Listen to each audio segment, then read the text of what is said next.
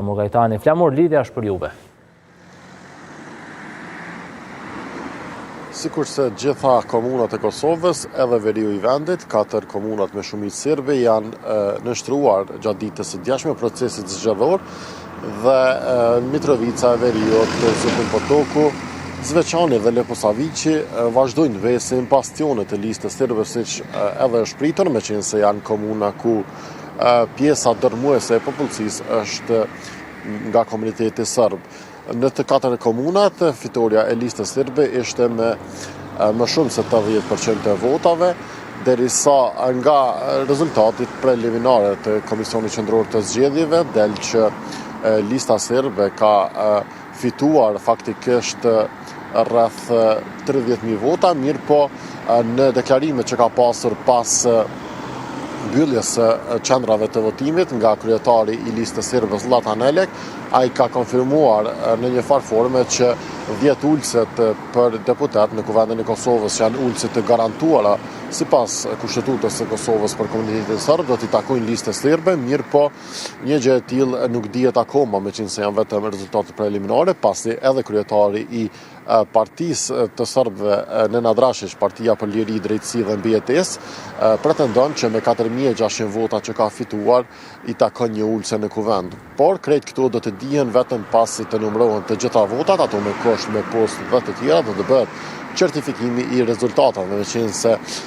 deri atëherë mund të ndryshojnë edhe të dhënat e votave dhe një gjë e tillë nuk dihet se si do të jetë. Sa i përket çështjes së mbarvajtjes së procesit zgjedhor, gjithçka ka qenë normalisht, qetë dhe pa ndonjë ekces. Ne kemi biseduar pak më parë edhe me zëvendësdrejtorin rajonal të policisë për Veriun, Veton Elçani, i cili ka konfirmuar që në bazë të planit operativ të policisë së Kosovës i bërë për gjithë andej Republikën, edhe në komunat e Veriut ka qenë gjithçka në vëzhgim dhe monitorim të policisë së Kosovës, mirë po nuk ka pasur ndonjë rast që është raportuar sa i përket hapjes së rastit nga policia për që do ta cënonte pra votën dhe integritetin e procesit zgjedhor, përveç një rasti që sipas Elçanit ka ndodhur të shtunën një ditë para procesit zgjedhor, ku me urdhër të prokurorit është iniciuar rasti, është hapur faktikisht rasti për t'u hetuar në lidhje me cënimin e votës, mirë po nuk ka pasur ndonjë person të arrestuar, vetëm janë kryer hetime për dyshimet për cënim të votës. Derisa gjithçka tjetër ka qenë qetë edhe pas mbylljes së vendvotimeve, nuk është se ka pasur ndonjë festë të egzageruar, me qenë se ne pas mbylljes së qendrave të votimit kemi qëndruar më shumë në Mitrovicën e Jugut, atje ku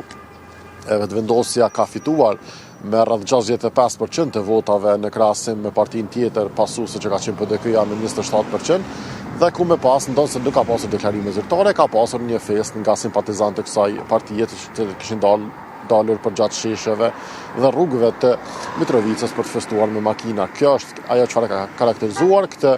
traditor prej na ku kemi qëndruar pra në komunat veriore përfshirë edhe Mitrovicën. Flamur, falenderoj shumë juve dhe ekipit tuaj për raportimin e drejtpërdrejtë nga veriu i vendit. Ndërkohë